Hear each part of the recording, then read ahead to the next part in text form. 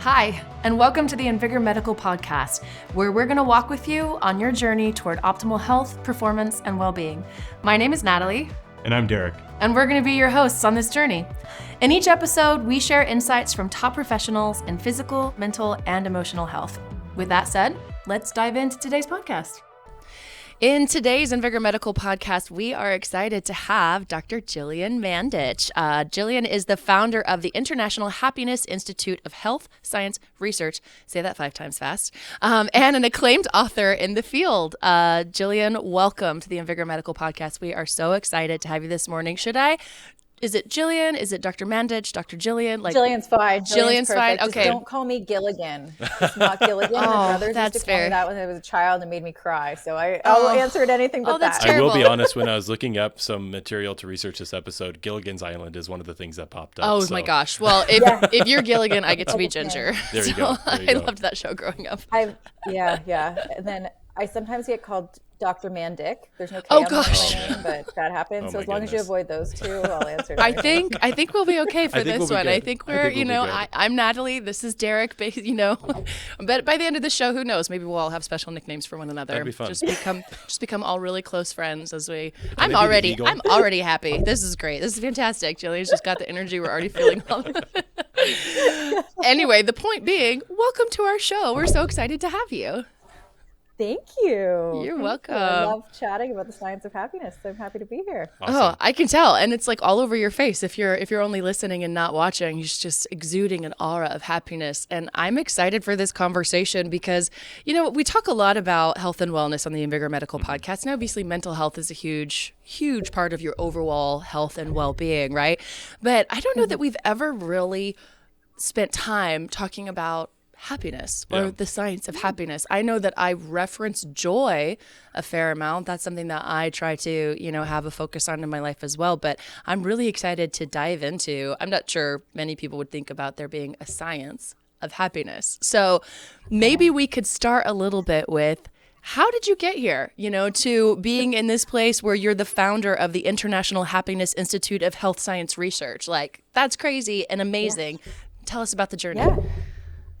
So, I think the number one question that I get asked when I tell someone I'm a happiness researcher or I study the science of happiness is like, do you have a real job? Right? It's a very foreign concept because, if we started this conversation and I said I'm a nutrition researcher or I'm a diabetes researcher or cardiovascular disease, your follow-up question wouldn't be, do you have a real job, Gillian, right? True. But for some reason, just like we can apply scientific principles to learn about nutrition or diabetes or cardiovascular disease or physical activity, whatever it is, we can learn about happiness. But the thing is, it's actually, and I find this very surprising, a fairly new field in sort of this from a scientific perspective. So it wasn't up until about the mid-90s that we actually saw a significant increase in the body of literature surrounding happiness, which when you take a second, you pause and you think about that. So up until the mid-90s, which isn't that long ago. No, it's not.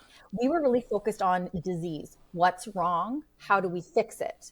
As opposed to the other side, right? Like, we get one shot at life. How do we live our best life ever? How do we learn to be happy? You ask every single parent in the world and you say, what do you want for your child? And they tell you, I want my child to be happy, but we're not taught how. So no wonder there's confusion and no wonder there's a huge gap in terms of the research. So to be totally honest, I didn't even know you could study happiness until the second year of my PhD. Okay. So I'm from London, Ontario. I did all 3 of my degrees at Western University. Go Mustang. That's in London, Ontario, Canada. And I used to study childhood obesity. My master's degree, so all my degrees are in health science, but my master's degree focus within health science was child and youth health. And I was working with children and families that were living with obesity. And so I went right into my PhD after my master's. And in my second year, I was having this existential crisis, as one does in grad school, where they're like, what am I doing with my life? Where is this all going? And I was having it at Pilates one day. And my Pilates teacher had 2 reformers. And the reformer beside her, she had a prof that day that was from the business school at my school, at Ivy it's called. And, as I'm telling her this, she's like, well, maybe health science isn't the right fit. Maybe you should come to the business school. You seem pretty entrepreneurial. We have a health section here. Maybe that's a better fit. And I was like, maybe. And then she made this off comment. And have you ever had an off comment that someone probably doesn't even remember saying to you, but like All the time. completely changed your life? Absolutely. She says to me, or maybe you'd be interested in my sister's research. She's out east on the east coast of Canada in New Brunswick, and she studies sustainable happiness. And I was like, what's that? I went home and I Googled it. And then, so sustainable happiness is more like how our environment affects our happiness. Okay. But to be totally honest, that was the first time, the second year of my PhD, that I sat down at my computer and thought, you can actually study happiness. Like, that's a thing. And so because I was in health science, I started researching the connection between health and happiness.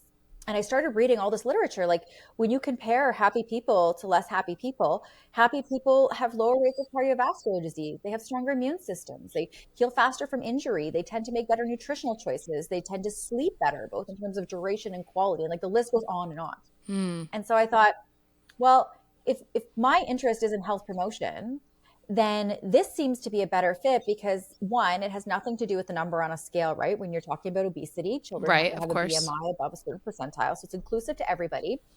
There's no stigma associated with saying I want to be happier. And the benefits are so far reaching in our personal life and for our physical health, for how we show up at work, in all of sort of aspects of life. And so halfway through my PhD, I completely switched topics. So I stayed in health science and I went from obesity to happiness. So my PhD actually took me 5 years instead of 4 because I had to restart all of my research. But I'm happy that I did because it's been a really cool journey. And I think that now we're in a different world, right? Like the post-pandemic world, we can talk about mental health. And it's not why do I care about it, which was the question I got asked a lot before, but it's like, what do I do about it? Like, what can we actually learn from the research and how do we apply what we know to actually make meaningful change? Yeah, that is so fascinating. So there's something that you said that talked about how the relation between health and happiness, and that got me a big question that I have about that is the health coming from the fact the person's happy, or is the happiness the thing that is spurring the health to move in the right direction? I was kind of wondering about that too. What came first, the chicken or the egg, right? Yeah, exactly. That's a great question. So to be totally honest, I don't know fully the answer yet. Part of the reason for that is, like I mentioned, like we're learning so much in this field, even from when I got into it to what we know now has changed so much. Like even when I first got into it, we used to have this theory called the set point theory. And we used to think that the way happiness worked was sort of like a thermometer in a room, right? Like we have sort of our level of happiness, and something good happens, it goes up, and then eventually it goes back down, or something hard happens, it goes down, but we kind of get back up to that temperature. But what we know now is that no matter what we were born with, each and every one of us have the capacity to not only increase our happiness short term, but we can actually sustain it at higher levels. So it is something that we can actually do something about. In terms of your question, so that's just sort of an example of where we're continually learning. I think that your question is a really great example of where that is as well, because what we see is that happier people tend to make healthier choices. But like you said, it's sort of like, where is the line between, and also there's a distinction between being unhappy and being depressed as well. And I think that that's an important distinction, right? Like we can be an overall happy person and have a bad day. And that's very different than if you are, receiving a clinical diagnosis for depression, right? Hallmarks like extended periods of time and things like that. But what we do know is that across the board, even when we and a lot of what's interesting is a lot of the initial happiness research came from twin studies. Really? So what they did was they found twins that were monozygotic, like genetically identical, separated at birth. And so the other hard part about answering your question is as soon as you get into like environmental real life there's situation, so many confounding it's not like variables. we can control everything in a lab. Yeah. So this twin study is an example of kind of best that we can kind of do sometimes, right? Genetically identical, separate environments we can assess. And so that's where a lot of the work, especially at the beginning about, thinking that happiness was really genetically determined, came from those twin studies.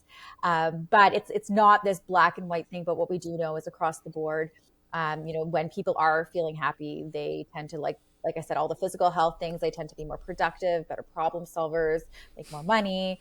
So there's a lot of different things that I think, and also it's sort of like any momentum, any habit. The more that we do it, the more that it starts to grow too, right? And happiness works that way too. And I'd imagine that the relationship is what is the word I'm looking for? They run concurrently. I'm sure that they run in both directions at the same time. So it's hard to, really identify this is the one specific thing that makes you happy, or this one specific thing about being happy makes you healthy. So, but absolutely Yeah, it's kind of fascinating. like obesity in that way. Like when I used to study obesity, people would say, "Oh, it's because of the social media. It's because of the food. It's because of fast food," and it's just not a simple answer. It's a complex question with a very complex problem and a complex solution. Yeah. Well, I know in the wintertime when I'm sad.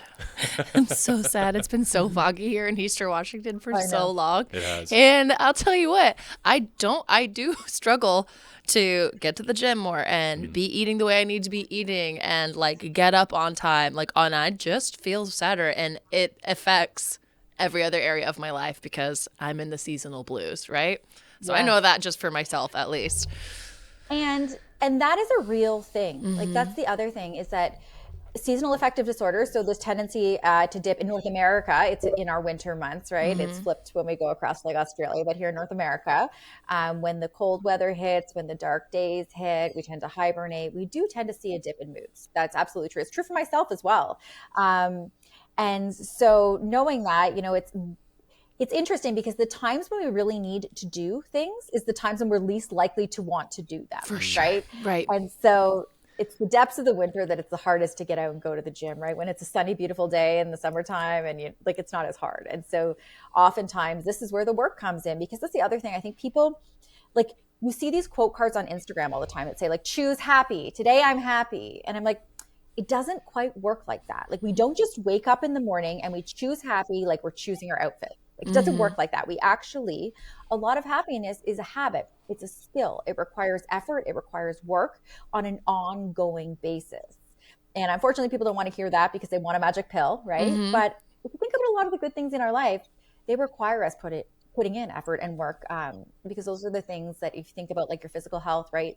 Nutrition, all of those things, the big players, sleep, they require us to actually be a participant in that. Things don't just fall into our laps, right? Right. And so your goal, I'm assuming, with this institute that you founded is to help equip people and learn how to cultivate the skill of happiness. Am I right?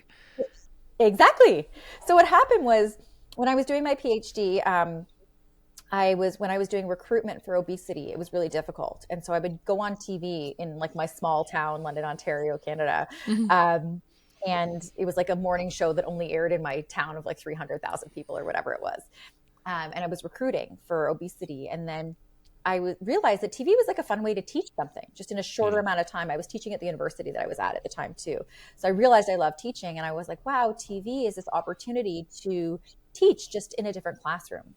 And so then I started going to Toronto. So in Canada here, all our big TV shows are shot out of Toronto, which was about a 2-hour drive from where I was. So I would drive up, do TV. And then because I was on TV, people started asking me to come to their companies and organizations.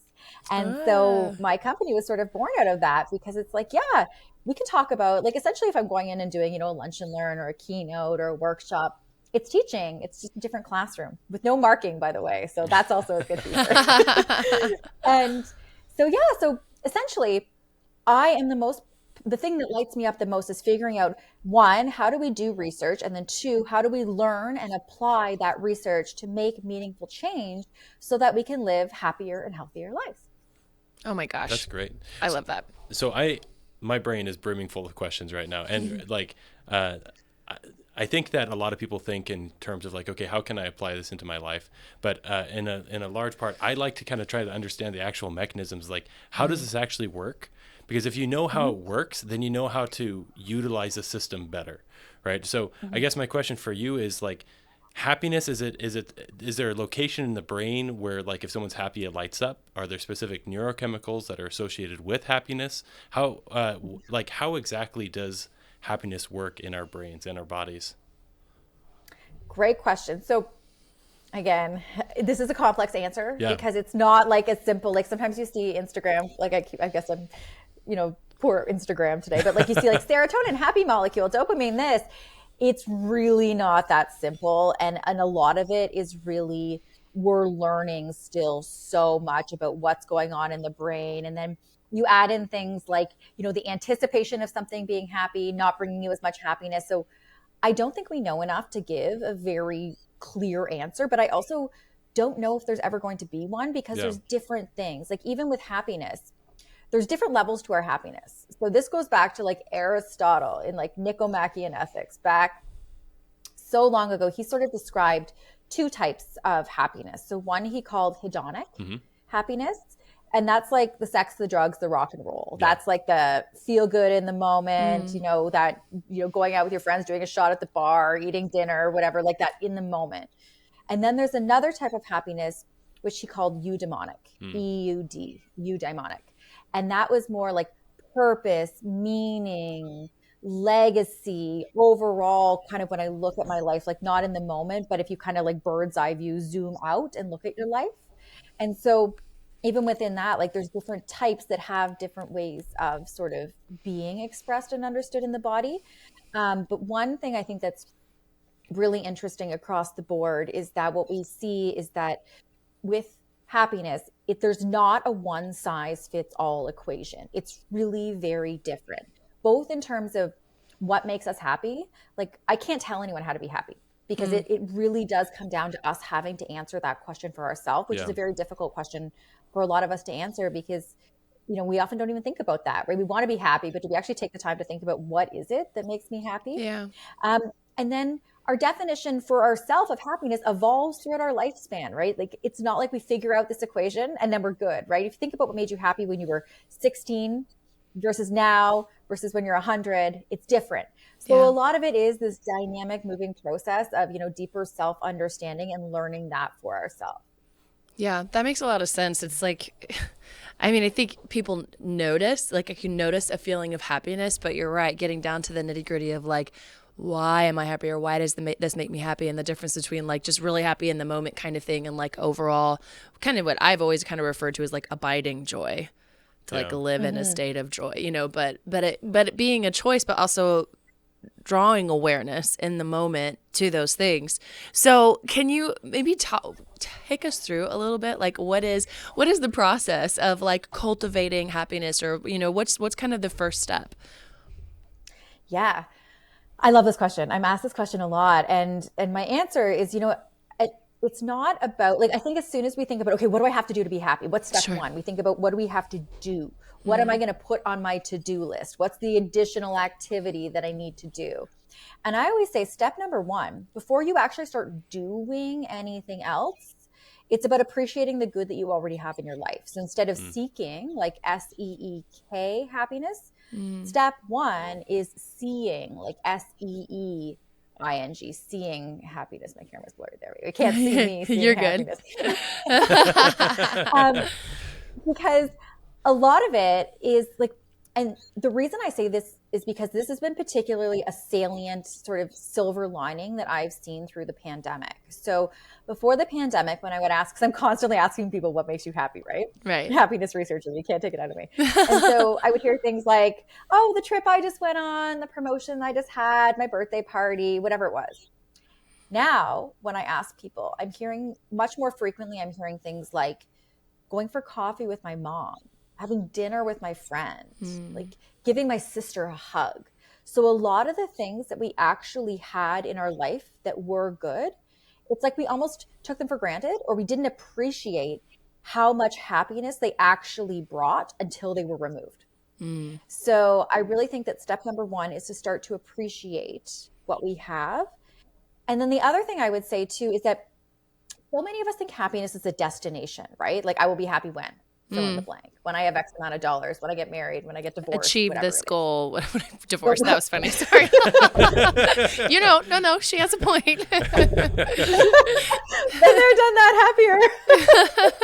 But so we think that one day in the future, if something happens, then I will be happy. Right. And this is like a very real thought. And to be perfectly honest, like it's so natural, right? Like I caught myself when I was writing my PhD dissertation about happiness saying, I will be happy when I finish writing a PhD about happiness. So, if we all think that sometimes. And so the other piece is really what I call, and I borrow this term from Adam Grant. He wrote a really great book called Think Again. It's the first book that I ever listened to on Audible and then bought.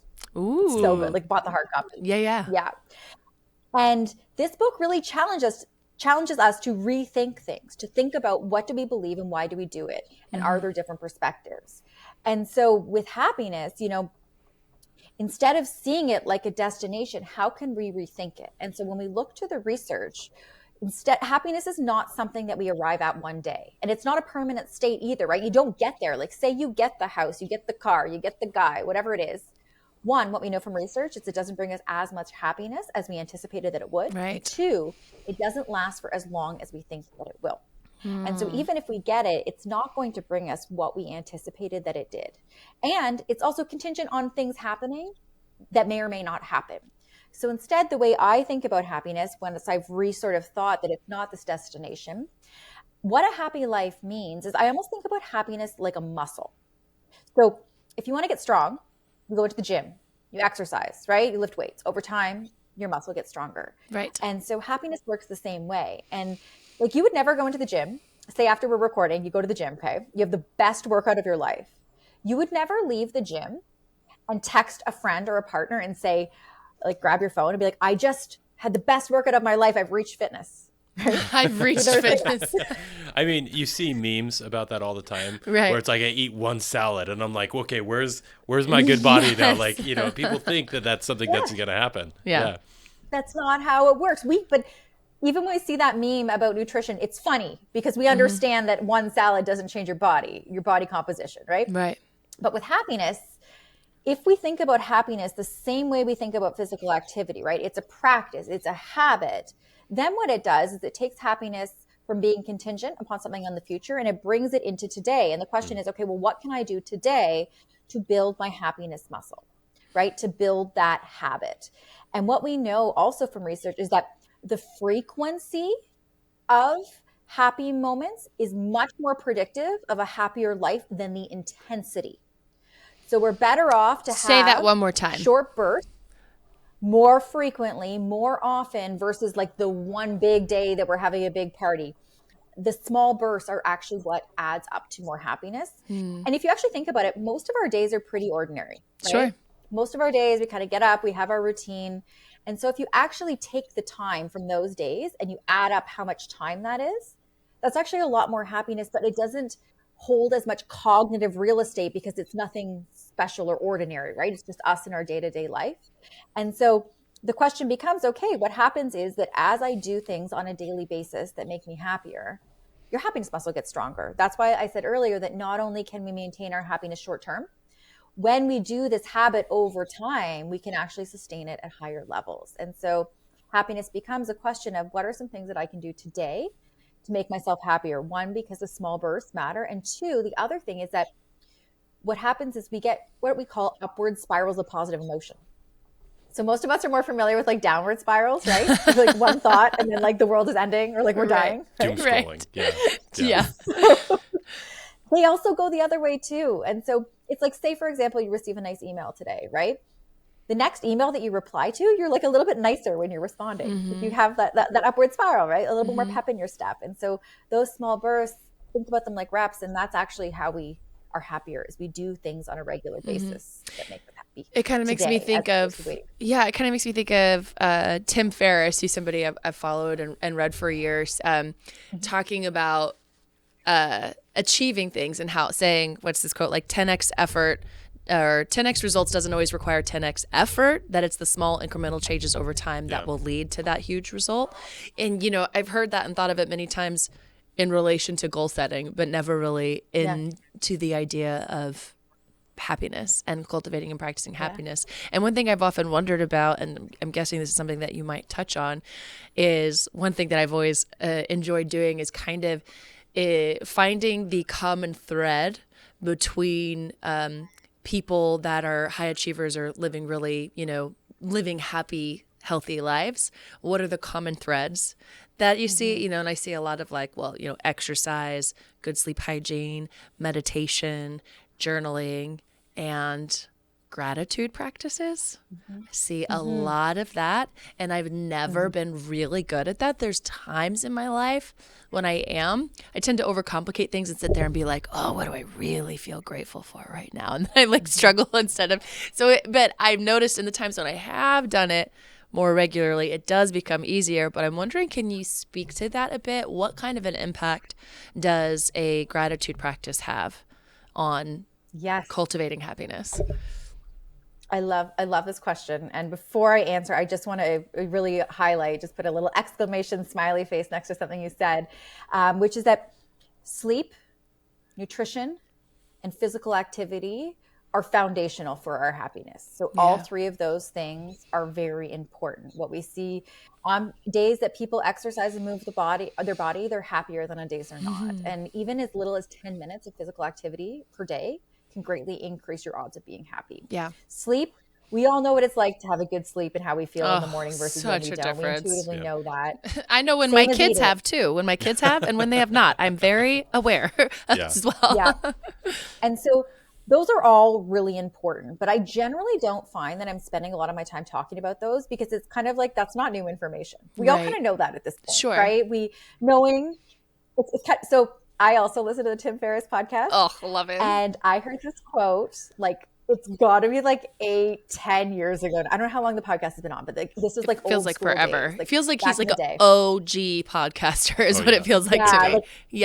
It was around the time he first like interviewed Arnold Schwarzenegger, I think, that this podcast came out with this gentleman, Derek Sivers. He's had Derek Sivers on a couple times, I think. But Derek had this quote, and I use it in my talks a lot. And Derek said, if more information was the answer, we'd all be billionaires with perfect abs. Whoa. And it speaks to this point of like knowing versus doing, right? Like knowing is not enough. It's like we see that quote all the time, like knowledge is power, knowledge is power. And I'm always like, no, knowledge is potential power. It's what we do with what we know that matters, right? And that's powerful.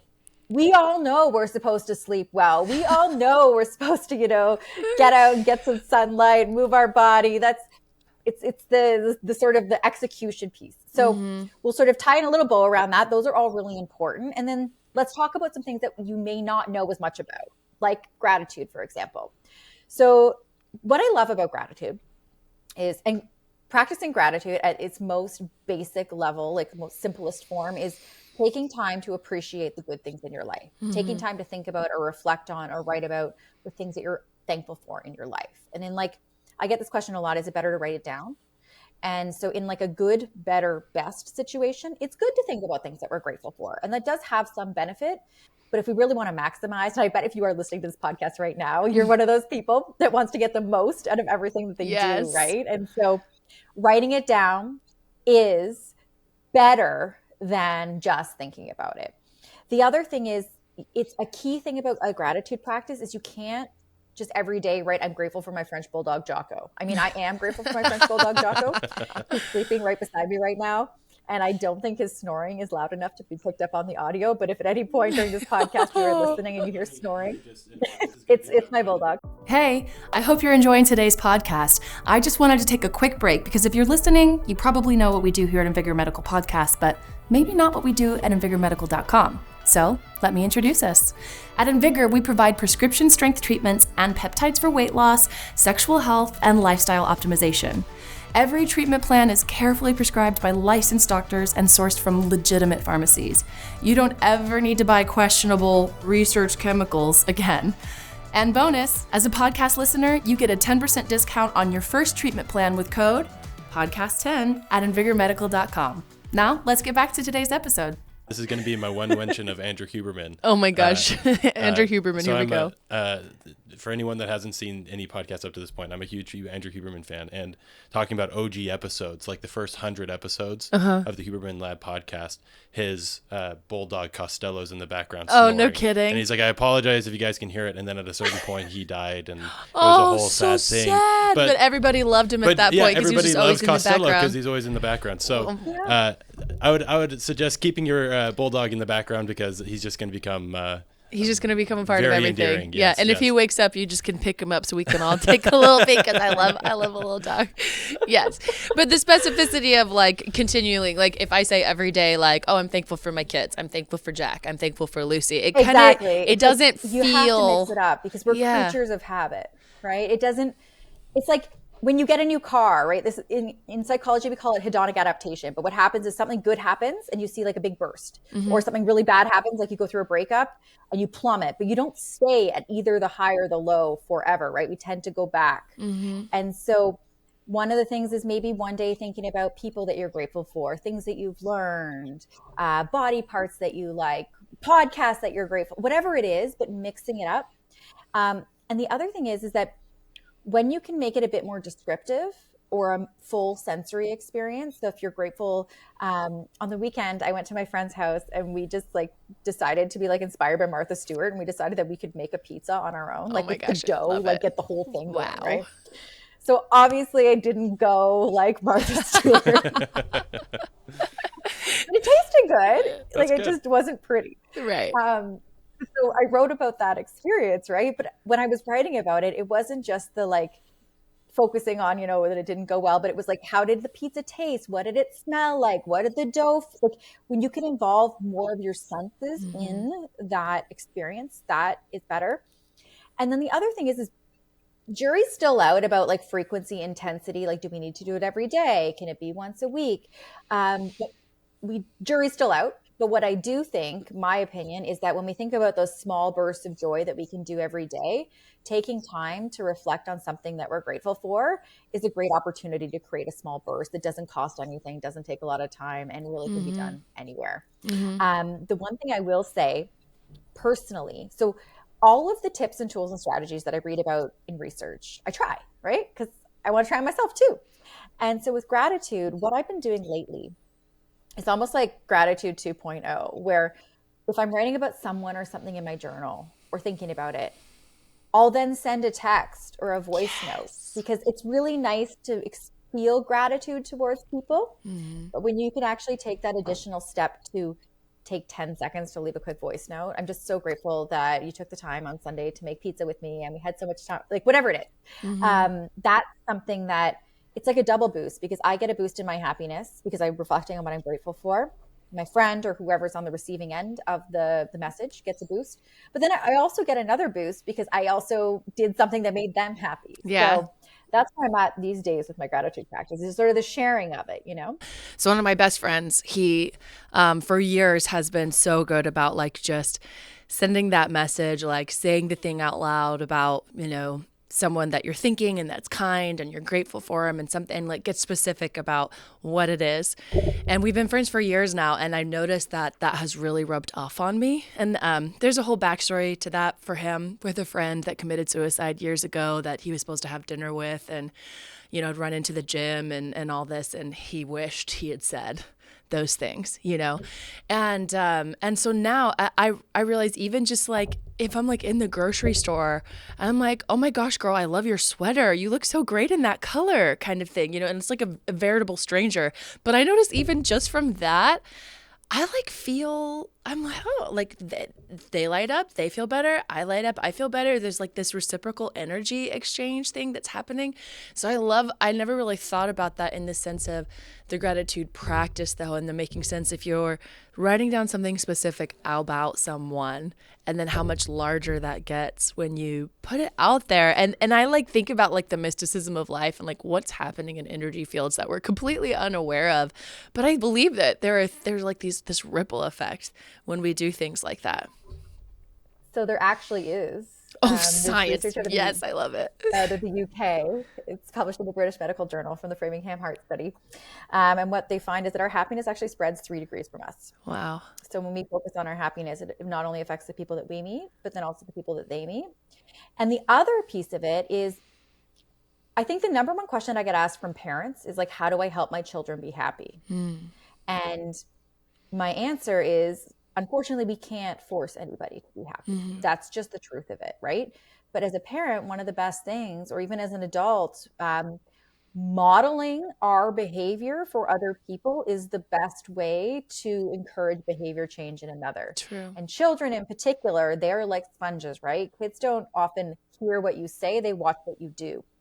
And so not only is it in terms of this gratitude example where you're taking the time to share your gratitude with someone else, you're also modeling what that's like for them and for anyone else that sees you. And so you really do see this sort of, like you said, this halo, ripple, butterfly, whatever you're going to call it, effect, where it actually does go beyond us.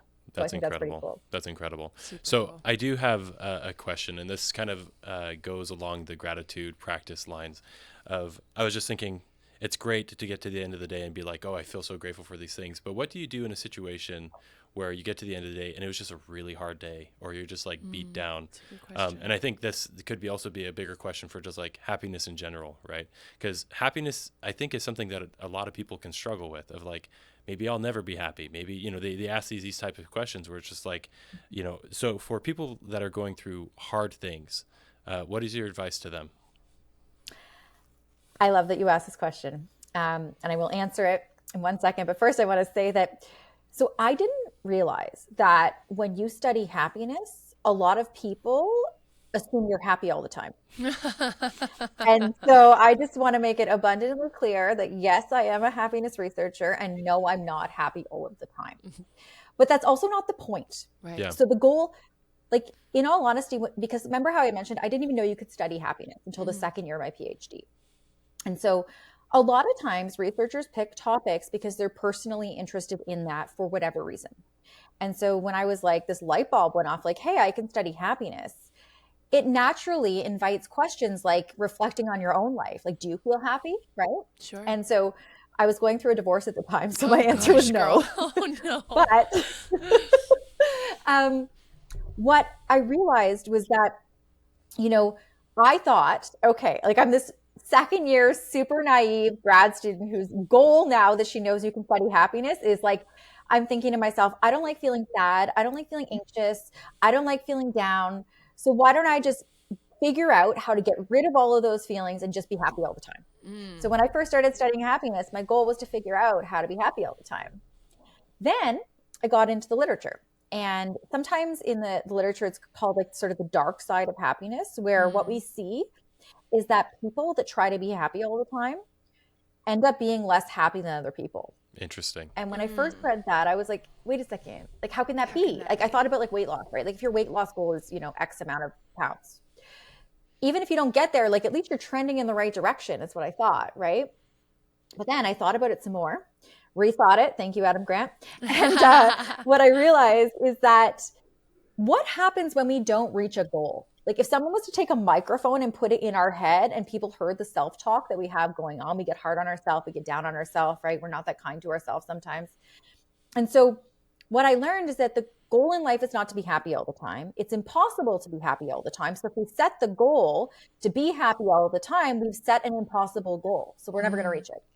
And so really, in terms of healthy psychological functioning, it's about embracing a full spectrum of emotions, right? Like if we're at a funeral, it doesn't make sense to be happy. Grief makes sense, sadness makes sense, whatever it is.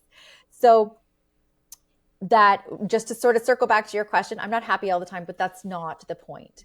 And the reality is that we all have bad days, myself included. And that's part of being human. So two things on that. One is when we're having a bad day, and we've all had them, if you've ever tried to be happy through when you're having a bad day, right? Like just sort of put on a smile, put on your rose-colored glasses and just like fake it till you make it. You end up feeling worse. What ends up happening? You feel worse. Yeah. And you're more so drained, tired. right? You have less energy. It doesn't work. So in research, sometimes we use the term toxic positivity, right? Which is like when someone tells you, oh, just like look on the bright side, keep your chin up, like whatever sort of platitude they want to throw at you. But what we see is that toxic positivity leads to emotional suppression. So when we're actually not feeling our emotions, and when we suppress our emotions, they don't go away. They actually get stronger. We call this amplification. And so instead of trying to be happy, it's really about embracing a spectrum of emotions. And like, to be honest, like I will sometimes just have a day and there's not a particular cause. Like sometimes we can identify our bad mood or why we're unhappy for a specific reason, but sometimes I'll just have a day where I'm just a little bit grumpy or whatever. And I now give myself the grace to have a bad day. And maybe that means that I'm not as productive that day, or maybe that day means that I change my plan for what I'm going to do and just chill, or, take some time for me, because the next day I always wake up with more energy, right? We have to give ourselves the grace and the time to be, and we all have bad days. And so really, I think a lot of times when we're feeling more challenging emotions, like sadness, like depression, like anxiety, we think that they're bad because we're not as familiar with them, but they're just different, right? And sometimes those emotions, like, I never use the word positive or negative when I'm talking about emotions, because an emotion isn't inherently positive or negative. It's information, right? Yeah. If you're feeling stressed or anxious, but you were unaccountable to something at work, that's probably a signal that you weren't responsible, or that you didn't, you didn't do what you were saying you're going to do. So I love that you asked this question. We all can't be happy, and myself included, we all have bad days, and we have to give ourselves the grace to be human on each and every day, the days that we're happy and the days that we're not feeling happy. So you go. I was just going to kind of wrap up a thought there of like, so in that case, maybe a gratitude practice is good when you're feeling grateful, but like this might speak to a reason for like a more general journaling practice, where like just whatever you're feeling that day, if you're wrestling with like this emotion of like this, today was a hard day, being able to just get that and acknowledge that in a journal, like that can be very cathartic. Yeah, and I think that this speaks to, there's not a one right formula or one right way. So some days you might just be sort of in a weird funk, and maybe focusing on something you're grateful for shifts your mindset, and then your mood is different. And on some days maybe you're not, and it's better to do, sort of stream of consciousness writing, or maybe that day it's better to just go, like, I used to teach yoga to UFC fighters during my university. So every once in a while, I just want to go like hit some bags, or That's just great. do some like boxing with someone. So maybe it's a day that like you're upset, and maybe that's a better outlet. So it's different, right? And that's where the piece about learning about ourselves is so important. The other thing is, sometimes we're having a bad day. One of the best things that we can do is go do something nice for someone else, because often when we're so in our own bad mood, we're so internally focused that taking the focus off me, whatever it is, even if we're in a bad mood, and just like, how can I be in a place to help someone else, can sometimes be a great way.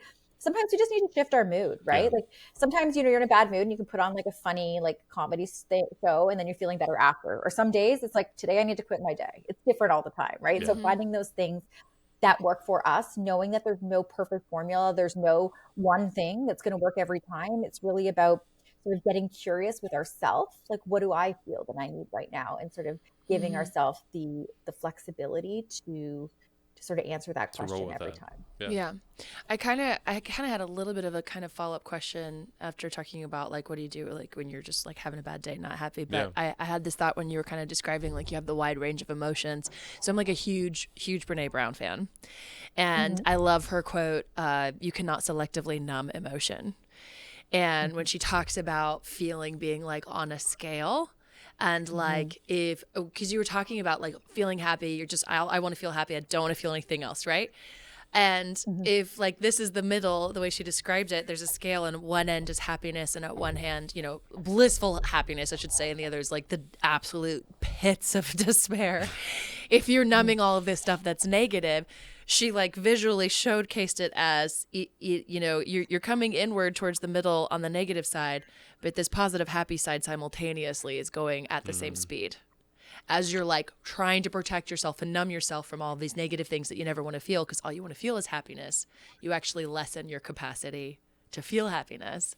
And I was reminded of that when that's what you were saying, because I feel like you were basically saying the exact same thing with different words. You're like, if all you're focused on is being happy, you're actually going to be less happy, right? Because you have to kind of like numb and ignore other emotions that you're likely feeling, you're just rejecting, right? There's no space for it.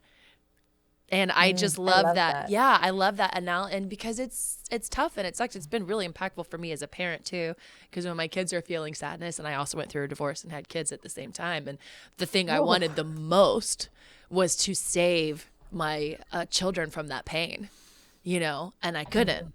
That was so hard. I'm going to get emotional. Yeah, so I'm we're getting gonna a little emotional right now. Right. Yeah. But it was so hard because I wanted to save them from that. But I realized the best thing that I could do is just be present with them in that pain, and celebrate the joy that we could. And so that kind of leads me a little bit to the next question, is like, when you are like, it's not just you're having tearing up here. Oh my gosh. Okay. Sorry, Derek. It's, what if it's, when you're not just having a bad day, you're having a bad time, you're going through it in some way, and it's not just the day, and there's something hanging over you, you know, whether it's you're going through a divorce or you have a sick family member or there's just been a huge change in your family situation or you know, lost somebody, whatever it may be, you know, it's not, I'm just having a bad day. It's there's a weight that you're carrying and you're holding. So when that's the case, how do we cultivate happiness in our lives? So I don't think that all situations require us or necessitate us to be happy, right? Like if we're going through a divorce and it's painful, like it doesn't make sense to be happy. You know, sometimes like you think about it, or you hear people say like, if you don't have the highs, you can't appreciate the lows, and not that you need those or they're necessary. But I think that we have to give ourselves the grace to know that we can't be happy all the time. But like you said, there's a big distinction between just like having a bad day and taking a night or like going to the spa or, you know, hanging out with your dog all afternoon is going to kind of fix that versus going through really hard things. Part of the reality of being a human in the world is at some point we are going to face hard things. Some of us listening right now may be going through something hard right now or have a friend or a loved one that we can't change, right? Like an illness or like the death of a loved one or a divorce. And so the way I think about it is like I mentioned how I think about happiness like a muscle, right? So we do these things on a daily basis that make us happy. We put in the reps. So over time, our muscle gets stronger. So if you were to imagine in your head like a graph, it's like the line is going up, right? So if you have time and happiness on the X and Y axis, right? Over time, our happiness, which is on the Y, is going to go up. Sure. But what happens is that it's going up, we're doing our things, and then boom, something hard happens, right? A pandemic happens, a job loss happens, a divorce happens, whatever it is. Our happiness goes down. That's natural because something hard happened. And then over time, this is where, you know, and the word resilience has been thrown out a lot these past couple of years, but this is where resilience comes in. So resilience is our ability when something hard happens, how do I bounce back? It actually comes from an engineering term of like bouncing back, like rubber bouncing back. There's also another term which is talked about not as much. I don't think it has got as good a PR agent as the resilience did over the pandemic, but flourishing. So resilience is about bouncing back to where you were before. But for a lot of us, like I'd be willing to bet every single person listening to this podcast, they don't want to just get back to where they were. You want to grow through it, learn from it, have the experience make you stronger. And so then what happens is if you imagine that line sort of going up, it actually goes above. So it's sort of this zigzaggy uptrend line as opposed to a straight linear line, because nothing in life is straight, linear, or easy all of the time. That's life. So what happens is as we start to grow that happiness muscle, our highs get higher, our lows, those difficult things, they don't go away. They just get higher too. So we're in a better place to cope with them in a more resilient way. And coping with something in a resilient way doesn't mean pretending to be happy all the time, right? It means that we're humans with a full spectrum of emotions. I'd be willing to bet you're also a fan of Dr. Susan David. Yeah. I feel like the two of you I bet our podcast right lists and things, our bookshelves are probably very similar. One of my favorite quotes from Susan David, Dr. Susan David, is that it's normal, healthy, and a good thing to experience the full range of the emotional experience, you know, and sort of giving ourselves the grace and the compassion when we are going through hard things to go through hard things. I love that. To not try to force. Because the other thing is like when you try to pretend, it doesn't work. It doesn't work anyway. No. You know what I mean? We might as well. Back up eventually. It's just hard. Yeah.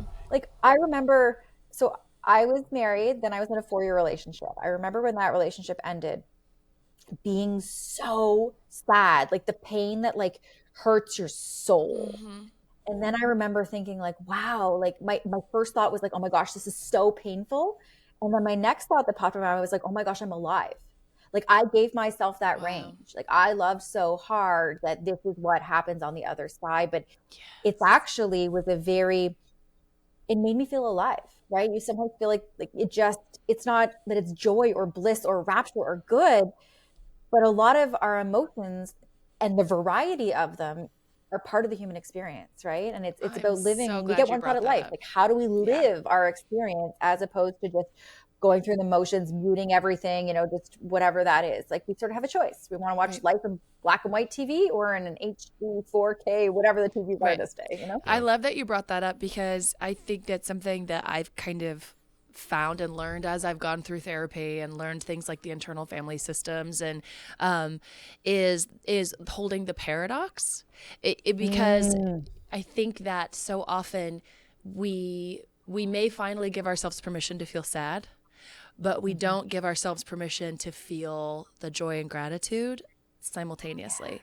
So we become binary. I'm this or I'm that, you know? And so it's like if you're feeling really sad and then you're like, oh, I feel happy. And it's like, oh, well, I shouldn't because somebody just died. So I definitely should not be feeling happy right now, right? I shouldn't feel joy. I should just feel sadness. And so you said give the grace, give yourself the permission, whatever it may be, to feel both things. And it's so funny you brought that up about a relationship, because the first big relationship I got into after my divorce that ended in heartbreak, and it was the first person I said I love you to after it ended, and I was so sad and I felt so let down. And I remember also going, I'm so glad I let myself fall.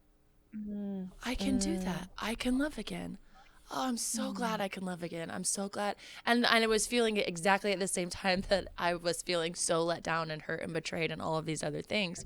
But it was so freeing to me. And I think one of the first biggest examples I felt of holding that paradox, and it's something I still struggle with every day. I don't think it's like happiness, a place you arrive, right? I'm not just boop, great at holding everything all together, did it, strong, read the book, I get it, but I have to remind myself, because I will feel myself shoulding on myself. I should feel happy right now, or I should feel sad, or whatever.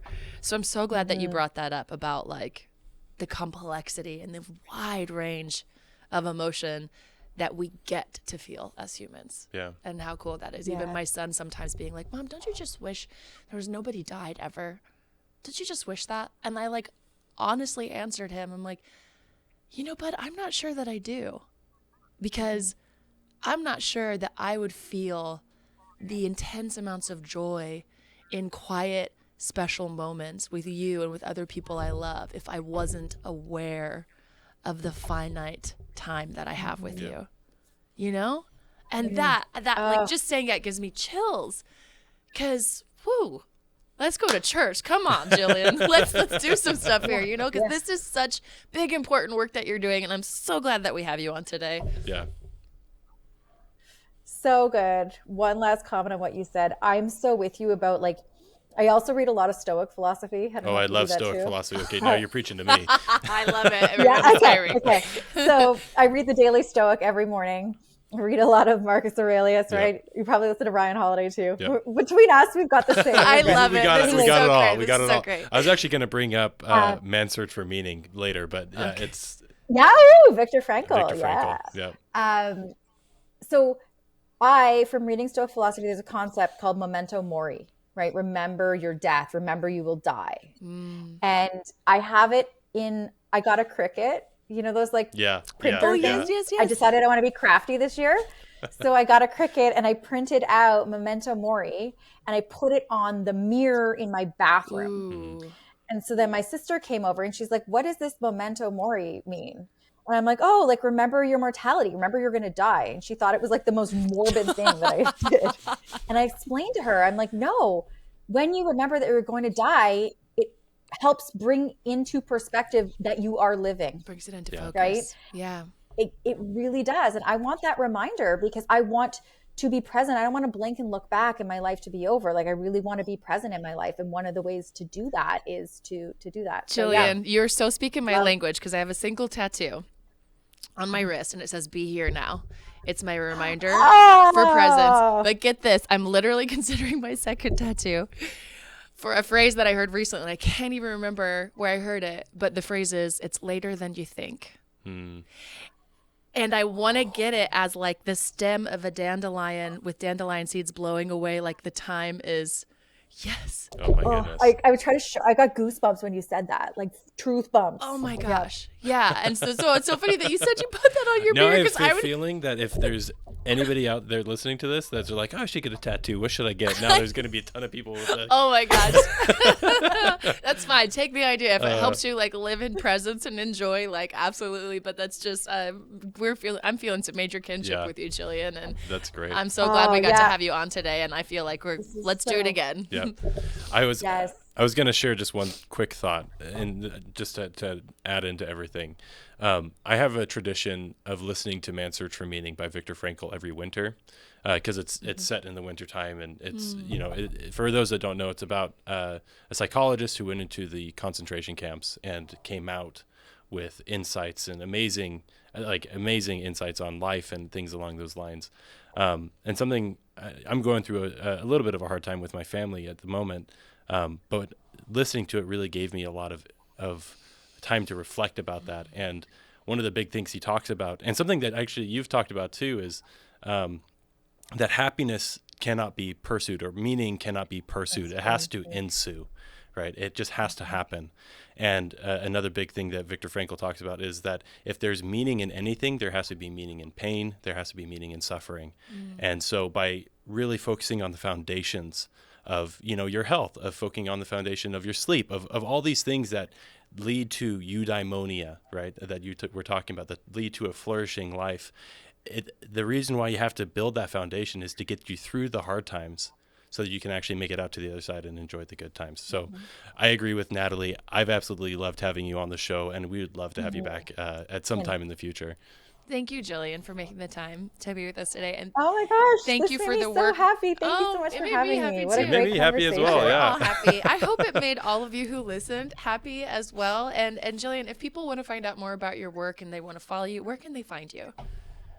Yeah, so my website is my name, GillianMandich.com. I'm Gillian with a G, GillianMandich. Everything else links out from there. My work stuff, social stuff, that's a good place to go. Or you can just search me on Instagram. I think I'm Dr. Gillian Mandich on Instagram. Great. Awesome. Yeah. Thank you so much for making the time. I hope that we can have you back again in the future. Yes, I would love to. Yes. Thanks for tuning in to the Invigor Medical Podcast.